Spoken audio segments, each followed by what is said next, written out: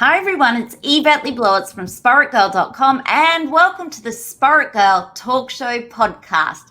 I'm super excited to be here with you today and with our very special guest, Kate O'Donnell, who is a Ayurveda practitioner, author. She's got 3 books, but today we're going to be speaking about the everyday Ayurveda guide to self-care. Kate, welcome to the Spirit Girl podcast show. It's an absolute pleasure and honor to have you here with us today. And welcome to our Spirit Girl global audience. How are you and how is our audience today? Right before we started recording, we had this huge thunderclap outside. So we're in the middle of a heat wave here in northeastern United States. And we're getting some relief for the first time. It's been super hot for 4 days. So it's great that I can sit here and chat with you, Yvette, and not be sweating all over the place. Yeah, I heard some of that cracker of a storm before we hit the record button. But Kate, you're absolutely glowing. For our podcast audience, you'll have to go to the Spirit Girl YouTube channel. Kate, you are just this glowing, radiant, your skin. Before we dive into your book, can you tell our audience a little bit about yourself? I'll be 43 this fall, and I don't have any kids. I have been practicing yoga and Ayurveda and traveling to India since I was 19. So I got into this stuff pretty young and was instantly hooked. I started with the yoga and was practicing in South India. I was just kind of a backpacker at the time. I just always wanted to go to India. So as soon as I could get there at 19, I did. And I got hooked on yoga right away. I got sick, traveling, and ended up at an Ayurvedic doctor. And I had such a profound experience with the medicine that I kind of started studying Ayurveda. I've been practicing yoga this whole time, 20 something years, and have been studying Ayurveda the whole time as well. And everything that I've done along this path, Yvette, has been like this necessity being the mother of invention. So it's like people need to learn, more about how to cook. So I make an Ayurvedic cookbook. People need to learn a little more about self-care and seasonal rituals and daily rituals. So I write the book, and it's just been really awesome to be an educator and a practitioner and work with people and observe these sciences that are 2,000 years old from the subcontinent of India, just to observe how they can serve us now and kind of be rooted in our daily lives. And I've just seen amazing healing with people, and it's a really rewarding profession. And for someone who's tuning in wondering what is Ayurveda, can you share a little bit more about what it is and the philosophy behind it? Ayurveda is, as I said, it's several thousand years old. It is the medical science of India. But what's interesting about Ayurveda is that in the texts where all the knowledge has been codified, over these thousands of years of trial and error, sort of observing human beings in different environments, the food that we eat, the medicines that we use, the interactions we have with other people, the Ayurveda takes into account not only our physicality, but also the subtle body, so the world of energy, and also the energy of the mind. So you've got this real interchange between the physical body and the mental wellness. And also what's a big part of the philosophy in Ayurveda is about prevention. So about kind of catching imbalances earlier on before we kind of get into having a disease. And so a lot of what I share is prevention. So although the science does go into chikitsa or therapeutic methodology for diseases, I'm really passionate about kind of helping people know the signs in their own bodies of when imbalances are starting to come around and what to do about it, so we can avoid getting so sick in the first place when possible. I love how it is more preventative, but also combines the energy of the mind and body and the balancing. It's really big in the spa industry, spa and wellness industry. There are a lot of spas globally that have the Ayurveda practices, like the treatments and the therapies, and a lot of yoga teachers are very big in it.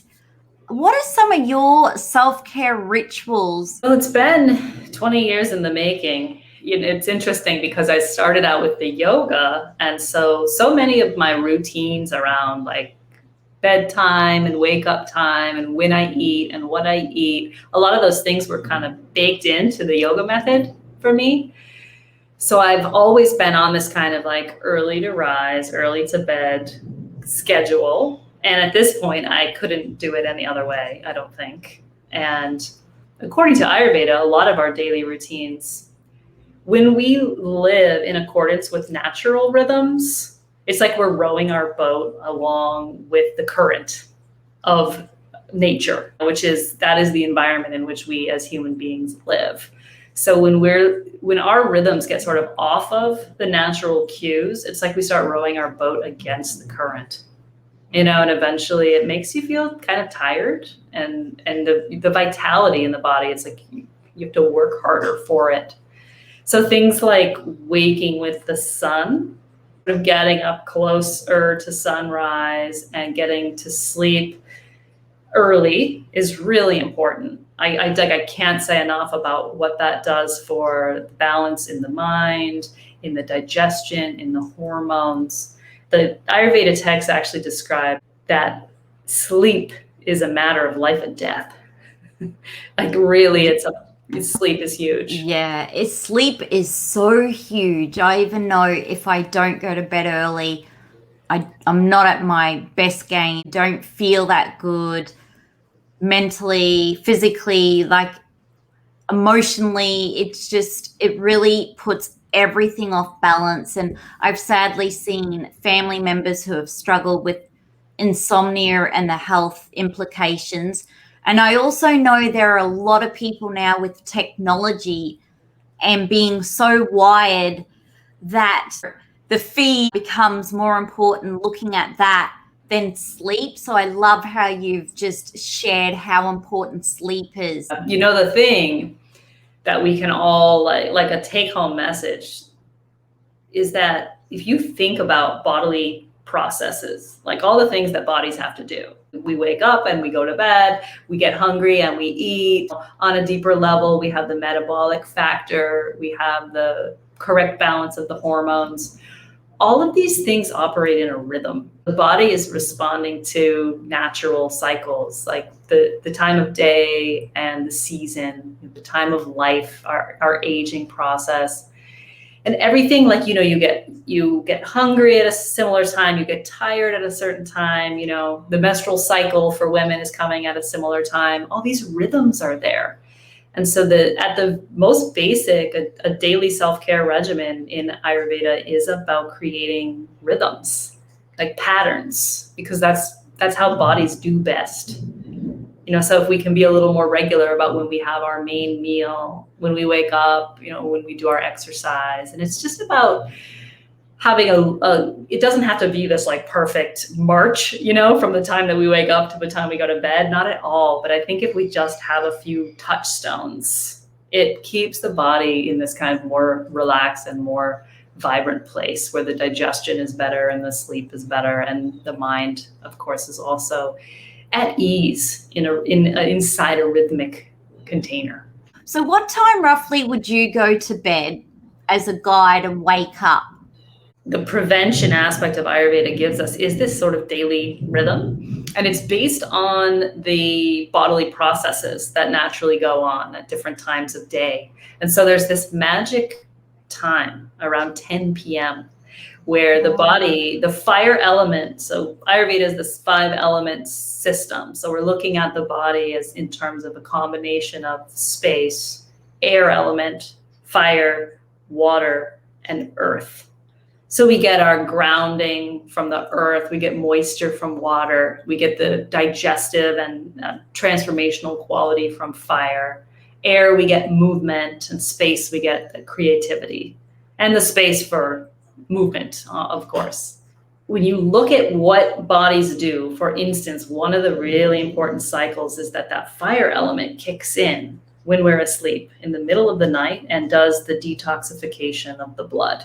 So from a Western science perspective, we'd say it's the liver kicks in, right, and starts purifying the body. And it brings all of the wastes to the digestive tract. And ideally, when you get up in the morning, you take a pee, you take a poop, right? And you kind of cleared the things that detoxified during that time in the night, which is between 10 p.m. and 2 a.m. So in the Ayurveda self-care routine, like one of the more important things we can work on is getting to bed closer to 10. And if you don't, and people don't have to take my word for it, our listeners can try this, but around 10 p.m. you get a second wind, right? Which is, it's the fire element kicking in the body because it has a job to do. So you get this energy. And if we're awake, we're likely to put that energy into some external project or something. But when we're asleep at that time, that fire kicks in and does detoxification, which is huge. And it's okay if we skip it sometimes, obviously. We're not always going to go to bed right on time. But in general, if our routine on the most part is to be asleep close to 10, we're going to be so much happier and healthier. It's just kind of a simple thing. Not always simple to do, but it's a simple idea, I love that. I love how you've explained that, because in all of the research I'm doing just most recently, it's all aligning where if you can get into bed like definitely 9:30 and by 10, all of our functioning within needs to start that detoxification. But also they're saying even for our brain and that processing, we don't want to be up at 2 a.m. in the morning on Facebook or Instagram or Snapchatting friends. And so many people, when they open the device, that keeps them up because it blocks the melatonin. And then you're right. I have experienced being up at 10 o'clock, getting that second wind and going, wow, okay, I can do some more work. And then before you know, it's midnight. But you do that for too long, you will absolutely burn out, put weight on, have digestion problems. So I've experienced why it is much better to go to bed before 10, but I have to be so disciplined, because the moment you're on technology in the evening, look out. Like, it's really discipline. Put it on airplane mode, put it away. And then I swap over to a book to kind of like wind down. What are some other self-care rituals that you love to do also? I kind of love tongue scraping, which is it's a part of the morning routine. So as I described, when we're asleep, the body is detoxifying, right? And the digestive tract is the primary channel for the body to get rid of toxins. So when you wake up in the morning, this is when all the toxins are ripe for removal, right? And so hopefully we poop in the morning. That is definitely an ideal. But if stuff's trying to come out sort of the other end, like say some foods that you took yesterday didn't digest great in the stomach. And so there's just some kind of like not well digested toxins hanging out in the stomach. The body's going to try to kick it out through the northern channel, through the esophagus, right? And so when you wake up in the morning, there's generally a little bit of a mucus on the back of the tongue. And so the practice of tongue scraping is to use stainless steel or a copper tool that looks kind of like a little U shape. Yeah. And you just get right in there first thing before you drink anything, before you eat anything. It's just lean over the sink, scrape the tongue 5, 6, 7 times. Kind of get the sides and in the little divot there, and you'll see that there's a mucus that comes off. You just rinse it down the sink and then start the day, because otherwise that undigested mucus, your body's actually trying to get rid of something there. And so when we get up and just go ahead and have the coffee or start drinking water or whatever, it's going to get washed back down into the digestive tract. So it's a little graphic, a little gross, but this is the reality of bodies. And the tongue scraping, what I noticed, Yvette, is when people, This is always like the first routine I recommend to people, because if you hang the scraper near your toothbrush, it's easy. Like you'll remember, you'll do it. It takes like 5 seconds. And when you see the mucus and then you feel and taste sort of freshness in the mouth, you're like, wow. So all of my people, they go and like start buying tongue scrapers for their partners and their families, and they want everyone to do it. I've heard so much about the tongue scraping and how powerful it is. And I really wanted to share that as part of your book and everything. And you're big on yoga as well, aren't you, as a way of self-care and taking care of yourself. How did this yoga journey unfold for you?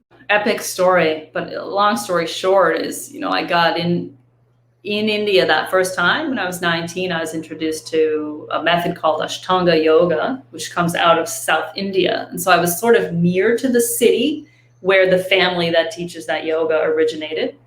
And most of my trips to India, been to India, I don't know, 20 something times since I was 19. And I usually am in that city of Mysore in South India, which is where I learned a lot of my cookery, which is in my cookbooks, and where I learned my yoga. And so I was primarily just practicing this one method of yoga, which is fairly vigorous. And I liked that. I was kind of like an athletic, physical person, even as a youth.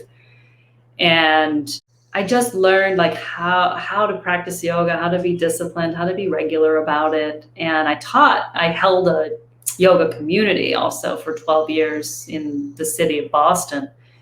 And it was like my livelihood. It was everything. I was like full on yoga. And I would practice a lot. It would be an hour and a half, 2 hours every day. And I was kind of advanced. I did a lot of wild, really exciting stuff, And as I've gotten older and busier, I think that's part of it. Now I'm writing all these books. It's like I'm very busy. I stopped teaching yoga 3-4 years ago. And now it's just, for myself. And I will say that as it's evolved, I've definitely learned through Ayurveda how to shift my practice seasonally. So according to the time of year and the weather and when the sun is rising, my practice might be more or less vigorous. At times there's more just breathing exercises as opposed to physical postures. And then at other times of year when things are a little slow and sluggish and I need to get moving, I'll do something more vigorous. And so I feel like I have this really nice arc over the course of an annual cycle where the yoga is kind of like taking me through the different changes seasonally. It's for me really a chance to also just like be with me. That's the thing about yoga. You don't need any bells and whistles to do it. No, it's just you and yourself, and it's kind of a quiet time. And the attention is mainly on the breath. Yoga is primarily a breathing exercise. Maybe we throw some physical, body stuff in there too, but it's primarily a science of the mind and the breath. And I feel like I can continue learning about it the rest of my life easily. I love how your yoga journey unfolded. And I love how you had what sounded like a pretty hectic schedule when you're teaching and running classes and all of those things. But now you don't have to be at a certain place at a certain time, and you can just relax and do your own practice. And that must feel so good tuning in. I love yoga. And as the years have evolved, I've just like tune in with what I need. You're very big on tuning into your body sensations and what you need. Is that a very important part of your kind of overall self-care rituals as well? Self-awareness and tuning in? I love that question, Yvette, because it's everything. Ayurveda is an awareness practice. The way I like to describe this is when you have a plant that you're taking care of, you observe the plant to see whether it needs more water, if it's in the right, place. Maybe you need to move it around in the house so it gets more or less sunshine. If you overwater it, it starts to look sad. If you underwater it, and we don't judge the plant, for needing more of this or less of that or whatever. We just observe and provide what the plant needs for health. And I think that it's the same thing with bodies. we just learn to observe, I'm feeling like low energy today. So, what do I need to do to feel more vitality? Maybe I need to eat less processed food and get really some fresh fruits and vegetables in me today, or maybe I've been over exercising and I need rest. Maybe I just need to rest for a couple of days. What I observe so often, Yvette, is that a lot of us just want somebody to give us the rules and tell us what to do, and we just follow it. And that's just not the way it works. As these organisms existing in communication in tandem with natural rhythms, we're constantly undergoing changes. It hasn't rained in days, so I need more moisture. I'm going to oil my skin. I'm going to drink more water.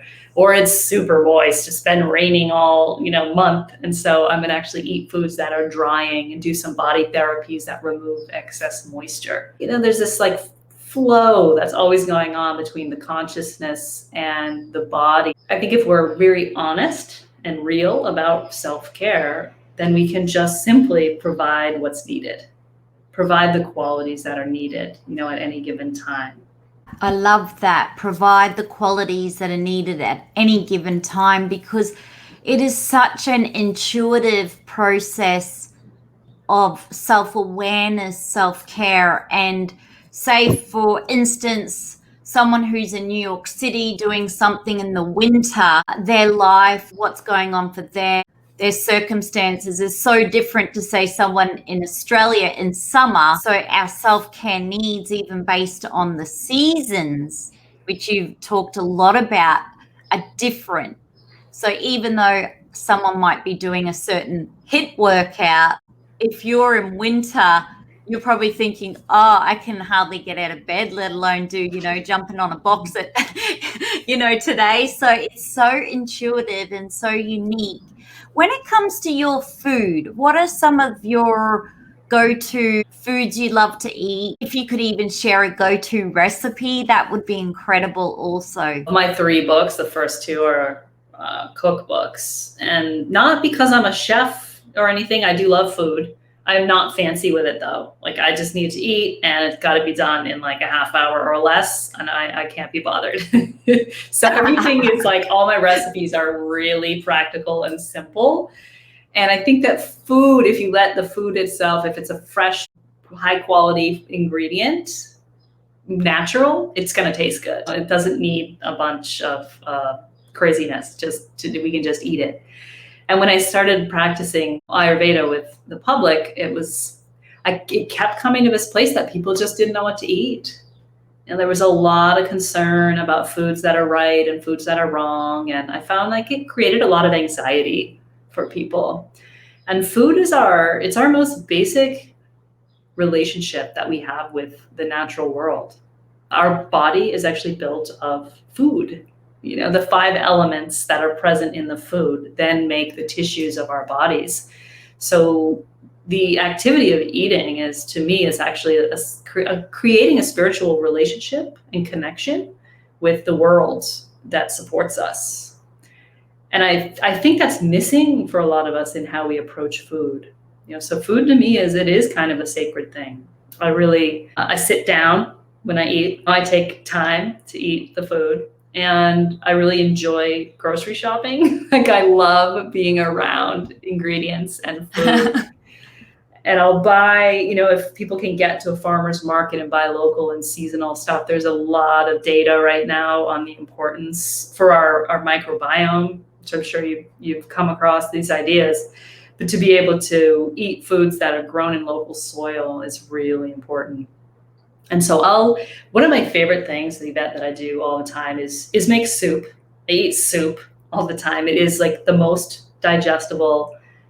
It's nourishing, but really easy to digest. So we'll have very few digestive byproducts, Wow. gas, bloating, and digestion when we eat soup. And one of my favorite things that I'm a little obsessed with right now is this green soup, it's sort of the alternative to a green juice. It's warm, right? And so I'll take a bunch of greens, whatever I can get. In the summer, I'll take zucchinis. I'll get kale, Swiss chard, spinach. Green beans are delicious in here. and I will parboil those just for 10 minutes. So just to soften the cell wall, right? So that you get a creamy soup that way. And then I take coconut milk, like a full fat coconut milk. If you can get fresh, I think some of your listeners will actually be able to get fresh coconut milk quite easily. Yeah. Myself in New England, I use the canned coconut milk, but the full fat, right? And so it's half water or veggie broth and half full fat coconut milk and a pile of greens. Usually I do about 4 cups of greens, and then I cook them down, and I'll do a cup of coconut milk, a cup of broth or water, and then I blend it. So I put it in a blender, or I use a hand blender. And then spices, you could use garden herbs like oregano, thyme, tarragon. Parsley is actually really delicious in there. Or we can go for the Ayurvedic spices, which we'd be talking cumin, coriander, fennel, turmeric. I have different spice mixes in my books that are kind of fun to make. There's a different one for each season. And I'll just drop a teaspoon of the Ayurvedic spice mix in there, blend it all up, and then you have this like creamy, beautiful green soup. And you've just ingested kind of an amazing amount of vegetables. And it's very grounding, it's very like comfort food, but it actually takes like less than 15 minutes to make. That's incredible. And we're currently here, it's winter in Australia. And I was like, that is the perfect recipe that we all need to try anywhere in the world, because getting 4 cups of the vegetables, like the doctors are saying you need minimum 6 cups of vegetables, and the average person is maybe not even having 2 cups of green vegetables. But you just mix it up. So you've got your zucchini, your beans, kale, spinach, so whatever you can get your hands on in greenery, and then the coconut milk. And I love how you said full fat. So as in just getting anything closest to nature. Loved how you mentioned soup is so digestible. So anyone who's having problems with IBS or constipation, or really going through a lot of stress or anxiety and it's causing havoc to the gut, soup is just so nourishing and easy to digest. What about breakfast? What would breakfast look like for you? I think a pretty good breakfast for a lot of people is hot cereal. So in the summertime, I will have fruit, because fruit is better on an empty stomach because it does digest at a different rate from other food. Fruit will digest in an hour, hour and a half. So if we have it along with food, it's going to sit in the gut past the point where it's digested, and then it can become a little kind of sour. So I like to eat fruit on an empty stomach. So first thing in the morning, when fruit is in season, I will absolutely eat fruit, but I tend to not eat much fruit in the wintertime. Maybe an apple, but I'll cook it. I'll do a cooked apple. I'll do a hot cereal with quinoa. Is pretty light. That goes down really easy, and I'll cook the quinoa in almond milk. And then I'll add a little bit of my sweet spice mix, which is cinnamon, cardamom, and ginger powder. And that gives a really nice flavor. And sometimes if I feel like I need more, I might chop up a date or 2 medjool dates and cook them in with the milk and the quinoa. At other times, I might add slivered almonds or sunflower seeds or something like that.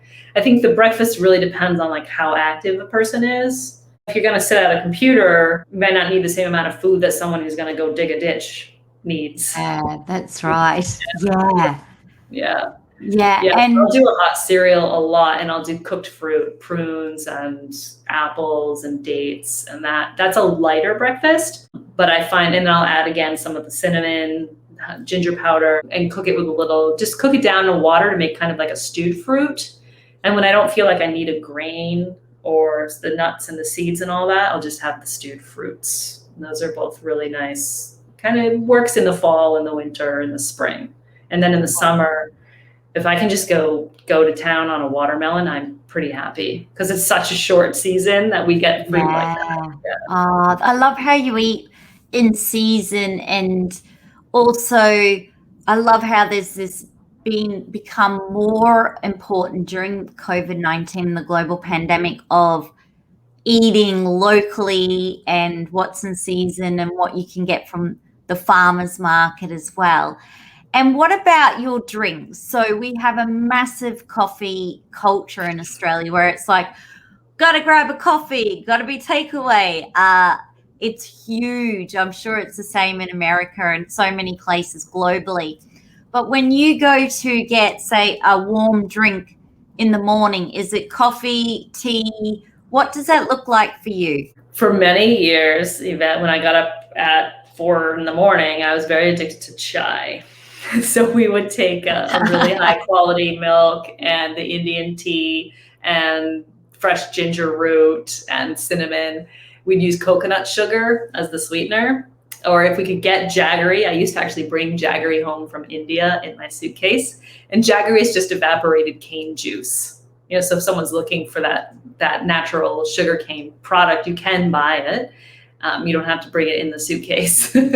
So I drink chai religiously for many years. And this past year, actually, I stopped with the caffeine.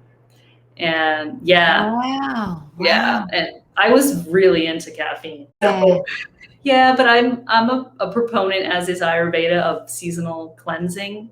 So I usually undergo a cleanse where I come off of any kind of processed food and caffeine, alcohol, white sugar, all those things that creep in and are just like kind of everywhere. I'll come off of those things usually for at least a couple of weeks in the spring and in the fall. And so when I stopped with the caffeine this fall, it just like kind of didn't come back. And I can notice, you mentioned my skin, and also under the eyes is where because I will get bags under my eyes if I have caffeine regularly. And that is a sign of adrenal fatigue. It's kind of pushing the caffeine pushes the adrenals. And I just know that's a weak spot for me genetically. And so I switched over to a dandelion coffee. And that it's just roasted dandelion root. And there's tons of brands. I'm sure you have all sorts of different brands there of herbal coffee. And I still put the coconut sugar and I still put the raw milk. And I might put fresh ginger in it in the wintertime and cardamom in the summertime. And that's my morning drink. And I've been like totally satisfied with that. Wow. That's incredible. Did you feel when you were going off the chai, kind of like, the caffeine, that you had withdrawals for someone who drunk it for so long, just regularly? Yeah, I love that you're asking me about that because I lead cleanses as well seasonally, and I get a ton of communication from my cleansers, and they're like really worried because they're having these headaches, and it's the craziest sensation. And they're like, I don't think it's caffeine withdrawal. It can't be. And I say, yes, it is. Because I have gone through it like a number of times now over the years. And it is awful. My partner and I both will like fall upon the bed and want to do nothing but sleep for 3 solid days. It's the weirdest, it's like your eyes, it's like your eyes feel like there's sandbags in there. And the headache it's like a migraine. It's of that kind of intensity. And for me, goes on for 3 or 4 days. I can resonate with this because I did a caffeine detox. So one of my best friends, I'll give her a shout out, Narelle Delabate, she was drinking like 6 cups of coffee just to keep the energy up. She was studying at university, a mum, just had so much on the go. So she'd be having coffee, obviously, to keep her going energy-wise. And then she discovered that she was just feeling really scattered. She did a lot of research, which showed that actually drinking coffee can make you more scattered and make it more difficult to focus on the task. So she got me on to trying coffee detox.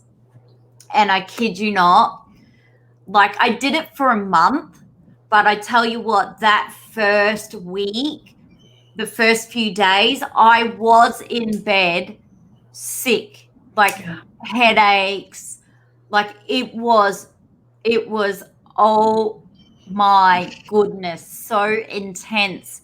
I couldn't believe, like my body was just craving this caffeine, and I was so sick because I wasn't getting it, and the headaches were like through the roof. Once I got past that, and I was able to still have like my herbal teas and things like that, but it wasn't the proper takeaway coffee from the coffee shop. And mind you, I was having one of them a day, or maybe even two sometimes if I was working in the city. But the clarity I got maybe like day 14, the clarity, the brain fog had gone.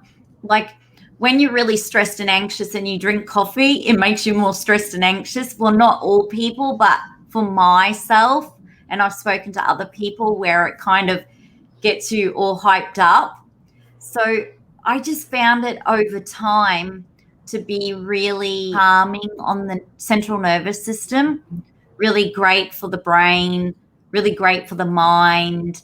But I can resonate with you and all of your cleansing students and participants when you go off caffeine, because you just don't realize how much it affects your body in a way where when it's not there, it wants more. Now, I want to ask you, like, obviously you've written 3 books now. How did you find the time to sit down, and what did the writing process look like? Because I know, being a self-published author of It Starts With Me, that creatively sitting down and getting the words out and writing, there's a lot of work in it.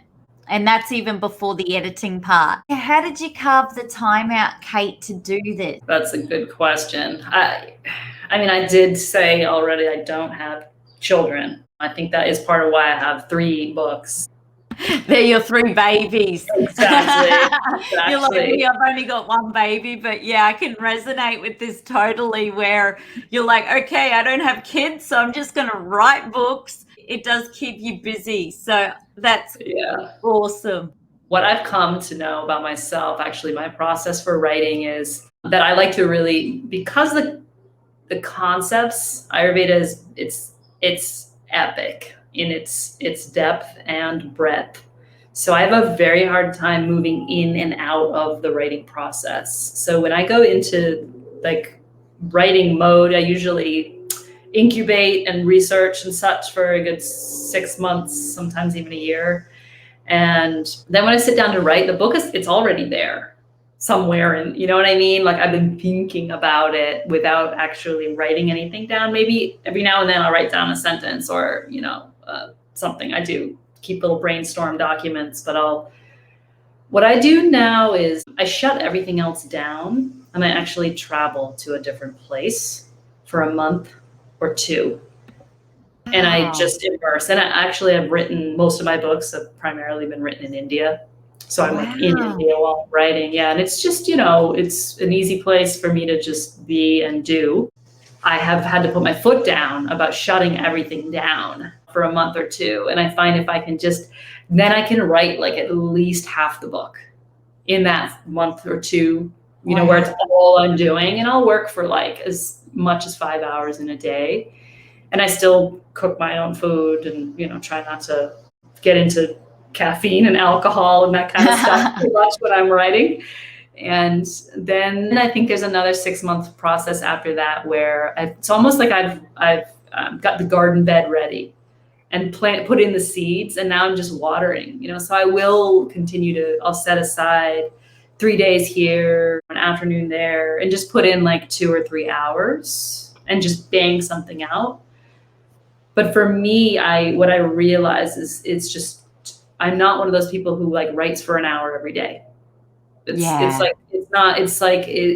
think that the concepts are coming together in the ethers for me, and the creative zone in the mind is like churning on the topic for at least a year.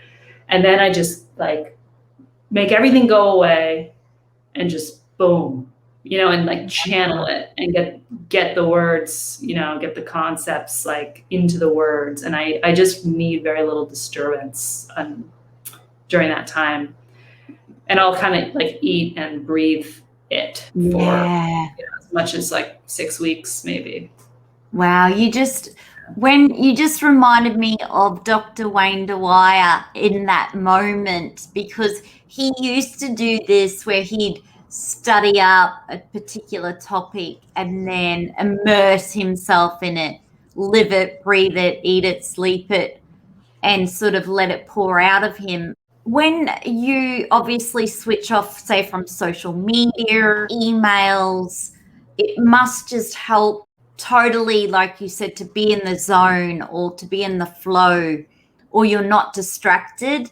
Because I too can't really just write for an hour, because it's like you've got this great idea. Like when I wrote my book, I woke up, I think, at 3:30 in the morning and just started pouring out of me. Like it was within me to write and share my own self-care rituals as well, but it just came out of me. But then I spent hours and hours and hours and hours getting it down on the paper, and it was just a flow process. But I don't think if I sort of scheduled in, I've got to write from 4:30 to 5:30, that it would have even happened.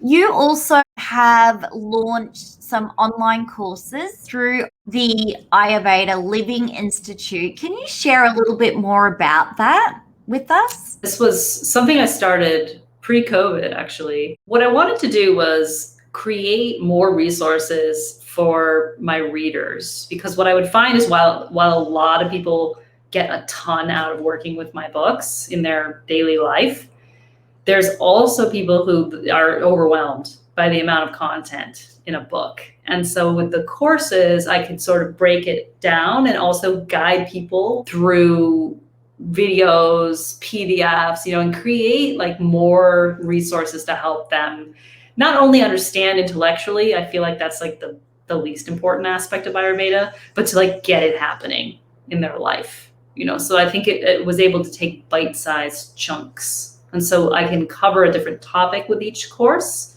and people can kind of start wherever they want. They can focus on cooking, they can focus on digestion, they can do a seasonal cleanse with me. And I think it's a way for people to hear me speak also, because, as a writer, it's like I'll meet people and I'll be like, oh, I feel like I know you, because I read your book. Yeah. Isn't that incredible? The power of reading a book and then feeling like you're their friend or you know them. I love how you created the extra resources, because especially with your book, a lot of it is self-care, and even with your recipes and things, like just even hearing you talk about the recipe that you shared with us earlier, which we will try, literally the greens coconut soup recipe, just hearing that, sometimes you absorb it better. You might have read the recipe, like looked at the recipe, but just to hear about the recipe from you is so powerful too. You also talked about online cleanses, that you help people with an online cleanse. Right, which I kind of joke about, Yvette. I call it a Ayurveda boot camp. because I think most people can do anything for 10 days. Carve out the time and like fully get on board and do the routine. So we get up at X time, we scrape the tongue, we do some breath exercises, we make some breakfast. We have like several Zoom calls throughout the 10 days where I can like answer their questions. We have a discussion group. So it's like in real time that I can be there guiding people through it, because maybe they need to eat more food, maybe they're having a blood sugar problem, maybe they can't sleep, all the kind of things that come up when you make major changes in your lifestyle and in your diet. What I'm going for with this is that people have an experience in the body for real of what it's like to feel good. Wow. So we actually, we detox it, we live it, we're in community, because it's like so much easier than trying to do this sort of thing by yourself if it's new to you. Yeah. And then I just encourage people, just pick like one or two of these routines and stick with that. Because you don't live the cleanse forever, you know what I mean? But people I think they get enough positive feedback from their own body that like, this feels good, this is working for me. I see people get balanced mentally as well as physically. People with anxiety, depression, a lot of difficulties that are up for a lot of people in the past year and two. And my enrollment in these cleanses has like doubled since COVID, because I think people need more support. And people just have an experience of feeling good, and it's really motivating. It's a super motivating thing to get you to take better care of yourself. Yeah, and I love how it's a sense of community and you can support them, because it's true, when you are at home on your own during the global pandemic and you're in lockdown, but you're really wanting to work on feeling good, you feel somewhat at times cut off and isolated. But by reading the book, partaking in the online cleanse or boot camp with you, just that extra support and being able to ask questions, and it's so powerful. And I truly believe, I have this saying that I want to make feeling good go viral. Let's feel good from within. And that's why I really wanted to share your book and your work. So Kate, how can we stay in touch with you now after the podcast show? I'm pretty active on Instagram. I have a fun time there, actually connecting with people. I do cooking demos on Instagram Live. That's kateodonnell.ayurveda. And you can also check out Ayurvedic Living Institute. That's where you can read about the seasonal cleansing, all the other courses that are available. And I do workshops once every month or so, cooking classes, also kind of smaller things if people just want to like get their toes in the water a little bit. And you can read about all three of my books at kateodonnell.yoga. Contact me. There's a newsletter link there, as well as a link to directly email me on that website. Well, I'll make sure I leave all of the links for our Spirit Girl podcast audience so they can stay connected with you, grab a copy of your books, and just check out your incredible online courses and stay connected with you on Instagram and just be part of your incredible community. And you are constantly giving, Kate, sharing so much to help other people to feel good, and your knowledge and experience and what you've lived, eat, breathe, sleep is just so incredible, because right about now during this global pandemic, I know that we all want to feel good from within. So thank you for all of the work that you do share. You are truly a light worker on Mother Earth, on a mission to help others to feel good from within, and it's such a gift. So thank you.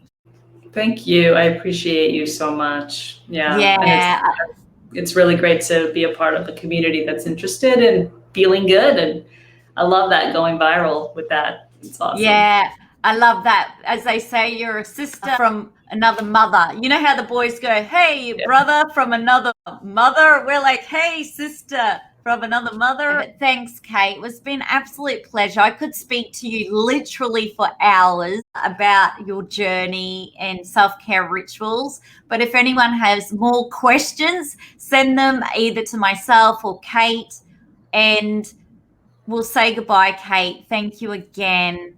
It's been an absolute pleasure. Thanks, Yvette. Be sure to subscribe, to leave a 5-star rating and review, and to tell someone you love to. And together, let's feel good from within.